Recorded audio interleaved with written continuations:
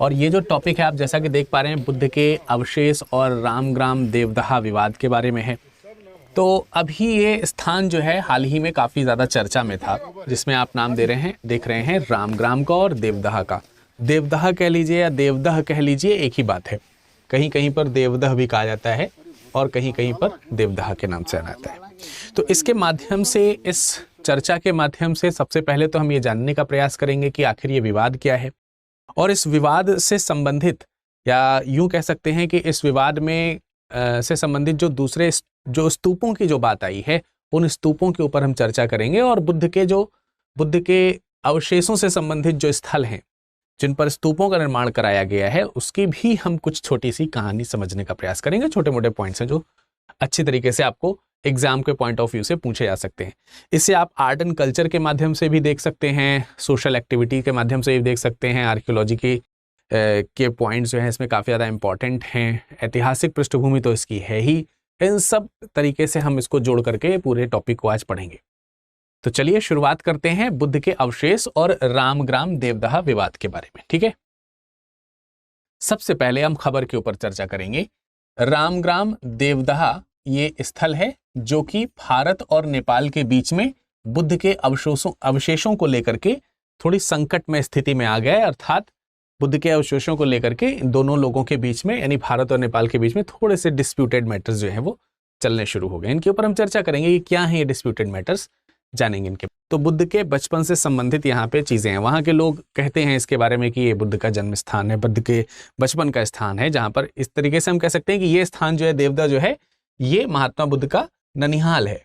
अब इस ननिहाल के बारे में हम आगे समझेंगे, लेक्चर के अंत तक जब हम पहुंचेंगे तो हम वहां तक समझने का प्रयास करेंगे। बौद्ध ग्रंथों के अनुसार अगर हम रामग्राम की बात करते हैं, रामग्राम वह जगह है जहां बुद्ध के अवशेषों का 8वां हिस्सा है। कहते हैं कि जब महात्मा बुद्ध की, उसके ऊपर भी चर्चा अभी हमारी होगी ही, तो 8 भागों में डिवाइड कर दिया गया। तो जो 8वां हिस्सा है इसी को लेकर के विवाद हो रहा है, और ये 8वां हिस्सा जो है वो रामग्राम में है। तो वो रामग्राम एक्चुअल जगह जो है वो भारत और नेपाल के बीच में डिस्प्यूटेड एरिया के रूप में जानी जा रही है। तो अब इसके बारे में आर्कियोलॉजिकल सर्वे ऑफ इंडिया और जो तमाम दूसरे आर्कियोलॉजिस्ट हैं, वो सारे लोग जो है इसके ऊपर रिसर्च जो है वो कर रहे हैं, और क्या निकलेगा रिजल्ट उसके ऊपर तो हम लोग बाद में देखेंगे। लेकिन अभी भारत जो है वो ये मान रहा है कि रामग्राम जो है वो भारत के पास में, और नेपाल मान रहा है कि हमारे पास में। इस 8वें हिस्से को लेकर के काफी ज्यादा डिस्प्यूट है, और ये 8वां हिस्सा अभी तक प्रत्यक्ष रूप से खोजा नहीं गया है। केवल जो बौद्ध टेक्स्ट हैं उनके माध्यम से पता चलता है कि 8वां हिस्सा वहां पर बनाया गया था। तो उसी को लेकर के डिस्प्यूट है। शेष 7 के बारे में क्या हुआ?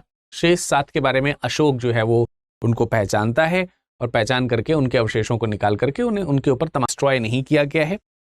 तो जो 7 भाग हुआ करते थे, यानी कि जो 7 जगहें थी जहां पर उन 7 अवशेषों को ले जाया गया था, स्तूप बनवाया गया था, उसको तो डिस्ट्रॉय किया गया था। और उसको डिस्ट्रॉय किसने किया था? उसे डिस्ट्रॉय किया था अशोक ने। और इस साइट में यह लिखा हुआ है कि 8 में से 7 जो डिस्ट्रॉयड हैं वो अशोक के द्वारा की गई थी। अशोक ने क्यों किया था इसके बारे में भी हम बताएंगे।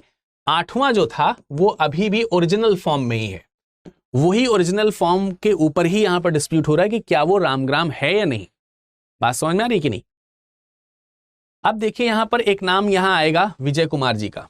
ये जो है महाराजगंज जिले में अधीक्षक हैं। महाराजगंज, यूपी का जो महाराजगंज है, उस जिले के पुलिस अधीक्षक हैं, और उन्होंने इसके ऊपर काफी ज्यादा रिसर्च करवाया, और तमाम सारी जो चीजें हैं इससे रिलेटेड जो एविडेंस है, वहां पर पैगोडा बनाए। तो जो बर्मा प्रदेश है, म्यांमार वाला जो बर्मा प्रदेश है, वहां पर इसको क्या बोला जाता है? बर्मा लैंग्वेज में कह लीजिए, या फिर तिब्बती लैंग्वेज में कह लीजिए, तिब्बती लैंग्वेज बोल लीजिए, या फिर नेपाली लैंग्वेज बोल लीजिए। इन सब जगहों पर ये जो स्तूप है ना, इन स्तूपों को क्या बोला जाता है? पैगोडा बोला जाता है, पैगोडा। तो जब ये आया है तो इसने पैगोडा शब्द का इस्तेमाल इन स्तूपों के लिए किया हुआ है। तो बुद्ध का जन्म स्थान है कपिलवस्तु। तो कपिलवस्तु से 5 मील पूर्व की ओर जो रामग्राम है, उसके बारे में यहां पर इन्होंने साक्ष्य इकट्ठे किए हैं। तो इस हिसाब से वो चीज ये बताते हैं कि ये है रामग्राम। अब अशोक के बारे में मैंने आपको बताया कि अशोक जो है उसने 7 जो जगहें थी, स्तूप जो बने हुए थे, मूल 8 स्तूप थे।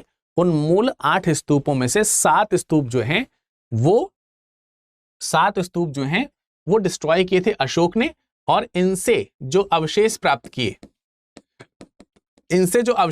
किए, यानी कि महात्मा बुद्ध की जब मृत्यु हुई तो मृत्यु के होने के पश्चात उनके जो शरीर के 8 भाग जो बांटे गए अंतिम संस्कार के बाद, उन 8 भागों को अलग अलग लोगों ने ले लिया। किन लोगों ने ले लिया वो अभी मैं आपको बताता हूं। उन 8 लोगों ने 8 अलग अलग जगहों पे क्या बनवाया, स्तूप बनवाए। उन 8 स्तूपों में से 7 स्तूप को अशोक ने तोड़ करके उनमें में से उन जो अवशेषों को फिर से प्राप्त करके केवल 8 जगह तक ही सीमित ना रहें और जगहों तक सीमित रहें और उसको एक्सपेंड किया जा सके। यह कारण ये बताया गया कि अशोक ने उसे भी तोड़ने का प्रयास किया था, यानी 8वां जो स्तूप है उसको भी नष्ट करके या तोड़ करके उसमें से अवशेष निकालने का प्रयास किया था, लेकिन उसकी रक्षा जो है वही एक ओरिजिनल फॉर्म में है अभी तक। बाकी सारे जो है वो अलग अलग फॉर्म्स में डिवाइड हो चुके हैं। तो ये है डिस्प्यूट्स जो मैंने आपको यहां पर बताए। अब स्थानीय लोग जो हैं, ओली गांव में ही रामग्राम स्थित है, इसमें रामग्राम स्थित है। तो अब यहां के जो स्थानीय लोग हैं उनका मानना है कि इसकी खुदाई हो तो सत्यता का पता चले, और इसके लिए समिति का जो है वो गठन कर दिया गया है कि देवदाहा की खुदाई के लिए बनारसिन्हा कला गांव और रामग्राम की सच्चाई के लिए थरमौली गांव में जो आर्कियोलॉजिस्ट हैं वो आए और वहां पे समिति का गठन करके इसकी खुदाई की जाए। तो जो महाराजगंज जो जिला है वहां के जो डीएम हैं वो हैं सत्येंद्र कुमार, और इन्होंने राज्य के पुरातत्व विभाग को दोनों स्थलों की खुदाई के लिए एक लेटर लिख दिया। ये लेटर जब लिख दिया तो उस पे एक्सेप्टेंस जो है अब महाराजगंज के तरफ से मिल चुका है, महाराजगंज प्रशासन की तरफ से और यूपी प्रशासन की तरफ से मिल चुका है अनुमति कि आप जो है यहाँ पर खुदाई करके जांच करवा सकते हैं, जिस पे वर्तमान समय में कह सकते हैं कि भारत के दृष्टिकोण से तो खुशी है ही, लेकिन वहां पर नेपाल में भी इसी तरीके के कार्यक्रम शुरू हो चुके हैं। अब ये जो जगह है बनारसिन्हा, ये जो जगह है ये 1991 में एएसआई की पटना उत्खनन शाखा ने यहां पर खुदाई करी थी, और यहां पर जब खुदाई करी तो यहां पर एक खड्डा खोदा, गड्ढा जिसको कह सकते हैं, गड्ढा खोदा था उन्होंने, और वहां जब गड्ढा खोदा तो उसमें से कुछ बौद्धकालीन जो वस्तुएं हैं वो प्राप्त हुई, जैसे कि वहां से स्तूपों के ईंट जो है वो प्राप्त हुए, इससे पता चला कि स्तूप जो है वो ईंट से बनाए गए थे।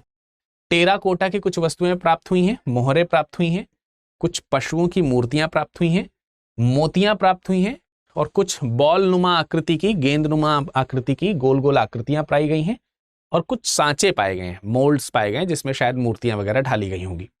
तो इस तरीके की चीज जो है वो पाई गई हैं। कहां से?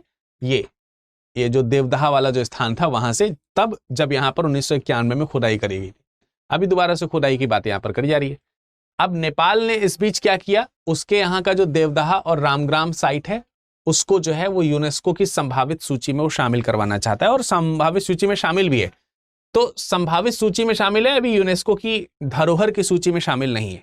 जब ये डिस्प्यूट कब सॉल्व हो जाएगा, वास्तविक चीजें सामने आ जाएंगी, तब शायद ये भारत की तरफ से या फिर नेपाल की तरफ से जहां से भी इसको शामिल करना होगा यूनेस्को की धरोहर सूची में शामिल हो सकता है। फिलहाल जो